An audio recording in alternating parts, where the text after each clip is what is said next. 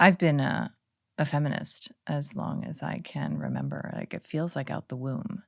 And I don't know that my mom would identify as a feminist, but I was certainly raised with the encouragement to develop financial self-sufficiency, a sort of emotional self-protection and fortitude that would not easily translate to intimate vulnerability, right? So I learned to make my way in the world. And I was like a huge campaigner for things like the HPV vaccine and, believed in medical school. I remember that taking birth control was an entitlement. I took it for 12 years, continuous cycling, which means that I didn't even bleed. That's a fake bleed anyway, but I just was like, I can do whatever you can do, and I'll show you. So that would require that I neutralize all of the biological and psychological dimensions that are divergent between me and any man, right?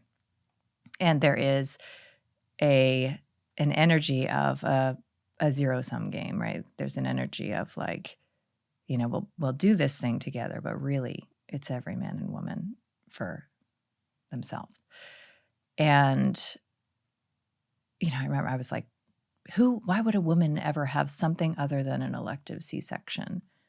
Why would you ever choose pain, right? When you could just schedule, the birth of your baby and be done with it. This was absolutely the psychology that I was steeped in. And I specialized. I was one of the first 300 reproductive psychiatrists in the world, which means that I specialized in treating women. So I went with that mentality into a devotion to the space of caring for women. But maybe, I was really, in ways, attempting to create a safer world for myself by rallying more angry, scared women to the cause of, we'll win eventually, kind of psychology. Okay. So I certainly did not anticipate this belief system coming under any sort of, any fires of transmogrification. I never saw coming my current perspective. And it's disorienting. It is, and confusing because I have an extraordinary life. And I do in many ways because I listened to my mom and I did the things and I've got myself and I don't need a man. Okay. So, what happens then when I want one still, right? Or I want them still, or I want still to acknowledge this longing. There's a dissonance, the cognitive dissonance. And there are so many agendas. We don't even have time to unpack them all that have contributed to this. And I would include in those agendas what I call the feminist psyop. We can unpack what I mean by that. The sexual revolution and everything that comes with the idea that if we just fuck like men, we will be free as women. And if we decouple meaning with sex, then we will no longer be constrained in the ways that we were when we, thought that sex was only supposed to be with a husband or somebody that you loved. And, so this idea of hookup culture and casual, recreational, pleasure-based, hedonistic sex as being an entitlement that we have now secured as women, and that has conferred to us some sort of a safer world or a more free experience, I believe is a huge gaslight, because I don't believe that women actually behave that way, as if sex doesn't matter, right? Because just look at rape and harassment and the Me Too movement, and you'll see that actually it's not the same as just pushing a woman, right? It's not. And we have an inherent sense of the fact that sex is not only sacred, but it's also a very different game for women than it is for men on a biological level, let alone a psychological level. And Louise Perry wrote a fantastic book on this subject. Although, she wouldn't agree with a lot of the other things I stand for, I love so much of what she points out, including, that this, what she calls, and she borrowed the term from somebody else, but disenchantment, sexual disenchantment, has resulted in a lot of benefits for men, right, who are the primary consumers of, porn and sex working and even fetish culture and so many of the things that are now a result of having resolved a lot of the taboo around sex and sexuality. But it's not clear that we are benefiting as women. And that's problematic because this is a huge thrust of liberal feminism, is that now we are sexually free.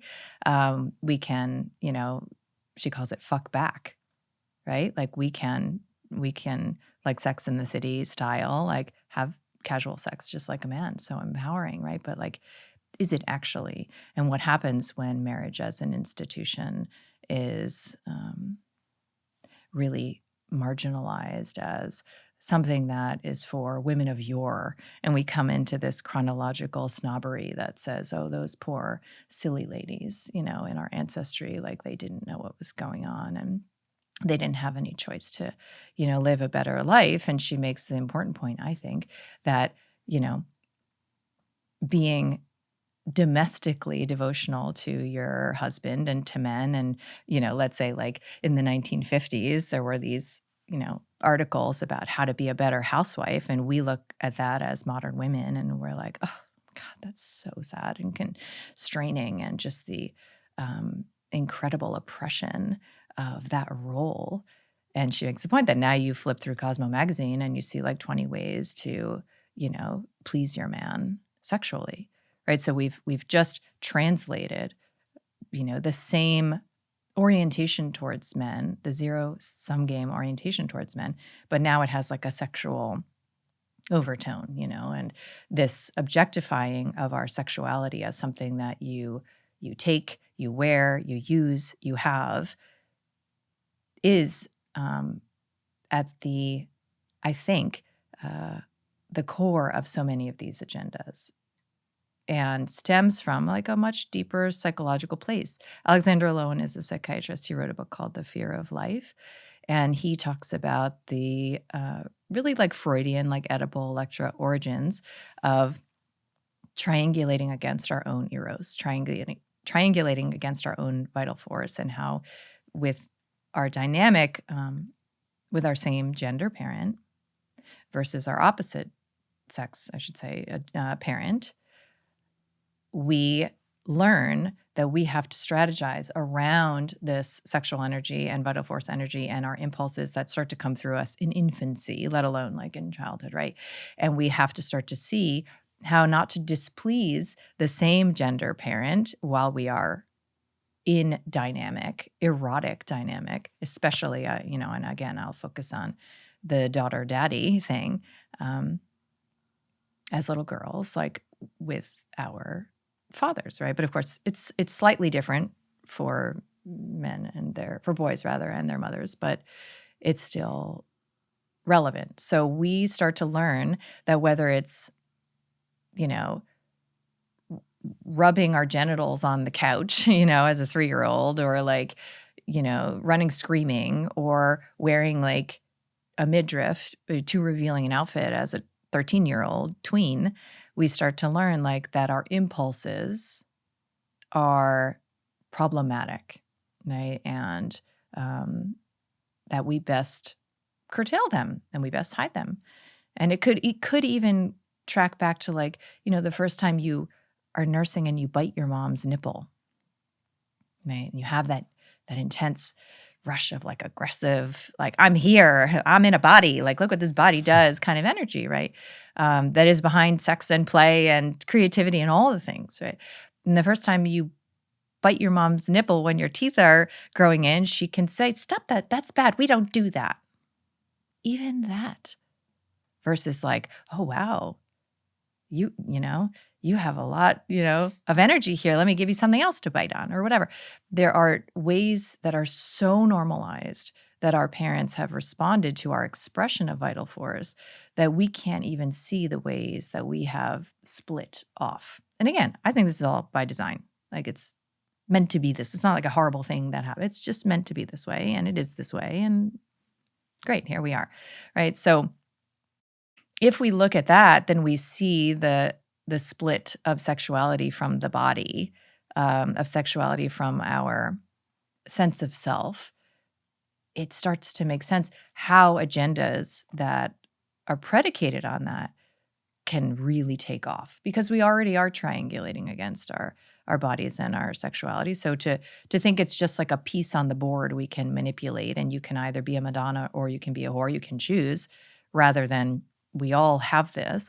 Let's learn what it is to be guardians of this and to relate to one another with honor and respect. And perhaps as women, our agenda should be, to really create a safer world. And what would that look like? What would that take? The sexual revolution, I think, has been a huge, huge part of this Hegelian dialectic, this divide and conquer between men and women.